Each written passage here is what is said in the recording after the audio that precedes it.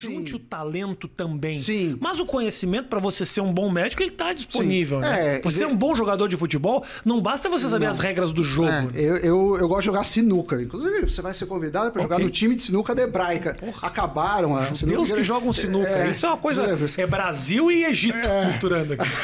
Mas sinuca, por exemplo, é um bom exemplo disso. Porque fisicamente, eu sei tudo que tem que fazer na mesa. Como mata, o ângulo, onde... Mas chega na hora eu sou um bosta. Por quê? Porque falta esse negócio de talento. Mesmo o jogador de futebol, quando ele bate aquela falta perfeita, você pode calcular o ângulo, não, saiu com aquela força, mas não é assim. Mas o que eu vejo, e aí falando um pouco da sua área, o humorismo, né? Tem, claro, talentos diferentes, mas eu vejo que as pessoas muitas vezes vão para a carreira do humor sem pensar que você precisa ter uma estrutura, assim, quantas horas eu vou me dedicar por dia, o que eu vou fazer, quais projetos vão entrar. Se para mim chega vários projetos, para você deve chegar centenas de e-mail de um monte de ideia, mas você tem uma questão de renúncia. Isso é uma coisa importante da economia que vale para todo mundo. Cada escolha é uma renúncia. Eu tá aqui, eu renunciei. O quê? Ficar vendo TV, tá com meu filho, fazer qualquer coisa. Mas o difícil não é escolher, é renunciar. E a vida faz parte de renúncias. Então, a gente fala muito escolha, né? Você pode ter o cargo que você quiser, o carro que você quiser, no sentido de objetivo de vida. Mas a questão é o que você vai renunciar para cada coisa. E a gente fala pouco disso, né? A vida é feita de renúncias. Escolher, eu acho que é a parte mais fácil. As escolhas são mais simples do que as renúncias, você fala. Sem dúvida. E falando em escolha, tem uma coisa de economia que você vai gostar muito, porque tem a ver com a sua área. Chama teoria da escolha, ou paradoxo da escolha. Ter opções é bom. É bom ter opções. Perfeito. Mas ter muitas opções é uma merda. É horrível. Você tá fudido se tiver muita opção. Com certeza. Porque... Eu fico muito feliz de ter queimado meu filme a ponto de não ter tantas opções hoje em dia. Isso foi bom. Foi mesmo. Porque se tivesse... Eu tô aqui com você fazendo algo que tá dando muito certo. Exatamente. Que eu pude me dedicar porque certas portas se fecharam. Mas você pode ver outros humoristas começaram a fazer um monte de coisa e se perderam no sentido da identidade. Talvez do negócio de dinheiro, não. Mas a gente tende a querer muitas opções. E muitas opções é ruim. Tem um estudo de um judeu, do Barry, que chama um livro dele chamado Paradoxo da Escolha, que isso começou no... Que é um livro maravilhoso, tanto que você memorizou o nome. Esse é melhor que o outro. Porra, esse é muito melhor. Mas o outro é para dar aquela rabino, sei lá. Tá. Pesquisa aí. Pesquisa aí. O que ele faz? Tem um estudo clássico que não é dele, mas ele cita no livro, que ele te dava... Num supermercado te dava degustação de geleias. Então, você tinha 24 sabores de geleias, você podia experimentar 1, 2 ou nenhum, ou todos, e aí via quantas pessoas compravam. Mais ou menos 1 a cada 33 pessoas que degustou compra uma geleia.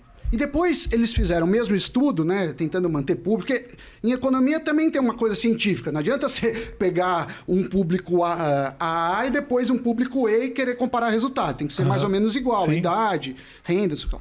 Depois eles pegaram só com 6 sabores de geleias. Quando você tem 6 sabores de geleia, você... a conversão, em vez de ser 1 a cada 33, foi 1 a cada 3.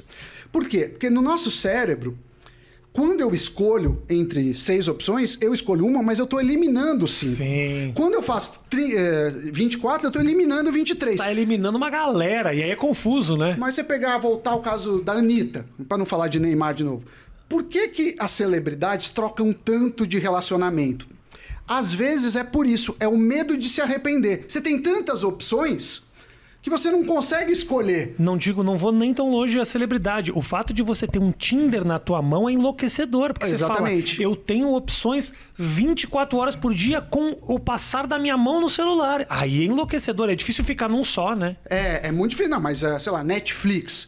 A Netflix, eu me irrito às vezes com um número enorme de opções. Às vezes não é incomum para mim perder mais tempo escolhendo o que eu vou ver do que assistindo de fato. Um serviço de streaming que só oferece coisas boas, o algoritmo. mas poucas, seria talvez mais eficiente do que você ficar... Realmente, televisão a cabo, por exemplo. Eu assisti televisão a cabo quando a gente tinha 25 canais.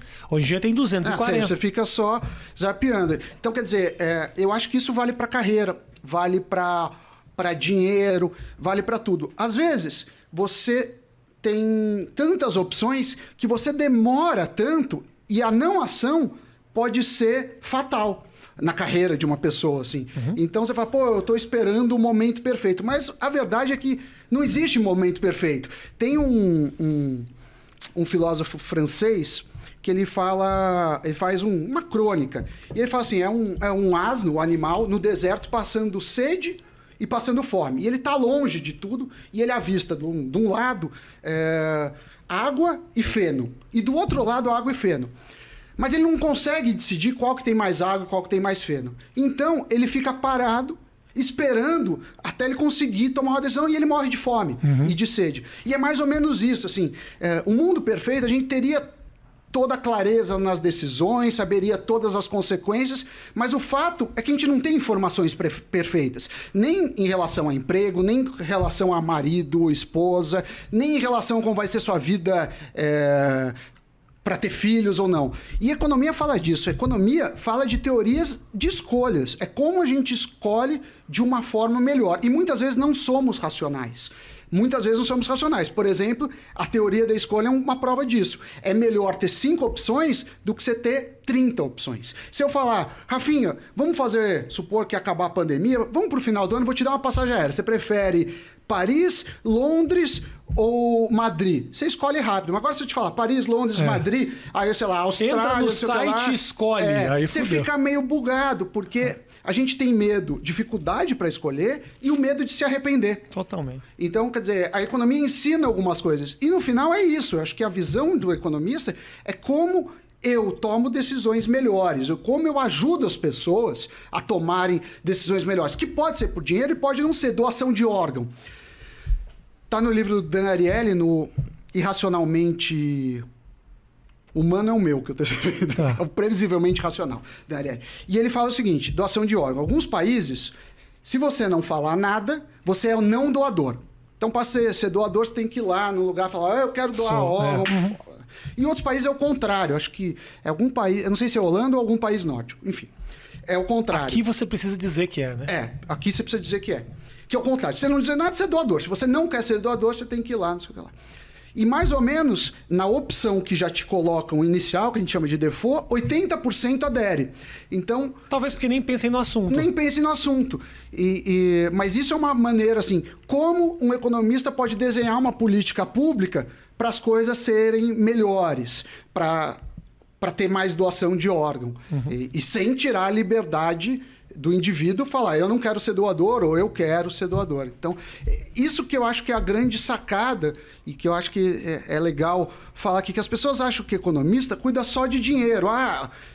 Judeu, então, é sempre para onde vai o dólar, sabe? Não são esses os problemas. Ou, se não, que economista tem que ser pão duro.